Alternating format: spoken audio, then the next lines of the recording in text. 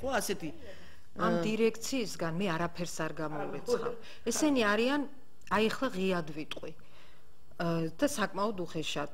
კერენსკის დროინდელი და ახალი და უახლესი თაობის სუკის ეგრეთ წოდებული სუკის ინფორმატორები. აი ამ ხალხით იმართება ბიბლიოთეკა. მე არანაირ პროვოკაციას არ გამოვრიცხავ. მე მინდა სვენერს უთხრა რომ სახელმწიფო უშიშროება ყველა სახელმწიფოს ფაქტიურად სჭირდება, რა თქმა უნდა, მაგრამ სჭირდება პროფესიონალები, რომლებიც იქ იმ სამსახურში აუცილებელია ისეთი დარგებისთვის, რასაც ქვია სასაზღვრო პოლიტიკა სახელმწიფოში, გარეთ, მაგრამ სამსახურებში დაწინაურო და მე დევნა გამოუცხადონ ადამიანებს და თვითონ 300 და 200 ლარი გამოიწერონ და 1 ლარი და 5 ლარის იცით ეს დაცინვა კი რა აბუჩათაგდება ადამიანების. მე ძალიან ვთხოვდი საქართველოს გენერალურ პროკურატურას დაინტერესდეს საჯარო ბიბლიოთეკის საქმით, იმიტომ რომ რამდენადაც ჩემთვის ინფორმაცია არის ამ ორი ქალბატონისგან ესენი არ გაჩერდებიან. ეს ამათი პრინციპია, ამათი მოვალეობა, რომ ის 50 ქალი, რომელმაც არ გაბედა, ვერ გაბედა დროის გამო, მაინც ვერაფერს ვერ მიაღწევ, ჩაქნეული აქვთ ხელი. საქართველოში ასე არ უნდა ჩაიქნიოს საზოგადოებამ ხელი.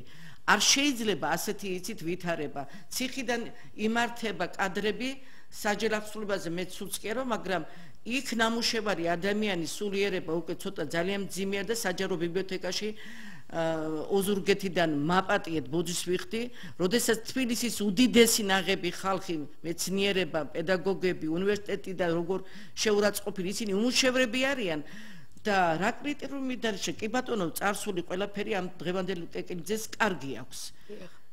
აი თქვენ დიახ კი ბატონო, ხალბატონო ასმათ მე ძალიან დათო ტურაშვილი არის ჩემს გვერდზე ხალხო მე-10 კლასის მოსწავლე ძალიან ცოტა დრო გვაქვს და ძალიან იბრძოდა ეროვნულ მოძრაობაში დათო ტურაშვილი უმუშევარია აკამორჩილაძე საჯარო მოხელი არ არის დათო აკამორჩილაძე გინდაც ის რა ქვია ბუღაძე ესენი არასად იყვნენ მასენი ეხა ბატონ დათო ტურაშვილზე არ მაქვს მაგრამ ყველა პროექტებში ისინი იყენებდნენ თქვენ თავზე იფიქრეთ ქალბატონო ასმათ ცხოვრობ თბილისში ქალბატონო მე ვიცი თბილისის 100 ადვილად როგორც ეროვნულ ბიბლიოთეკაში ხდება დღეს 100 ადვილად თბილისში ხალხი თავს ვერ იმკვიდრებს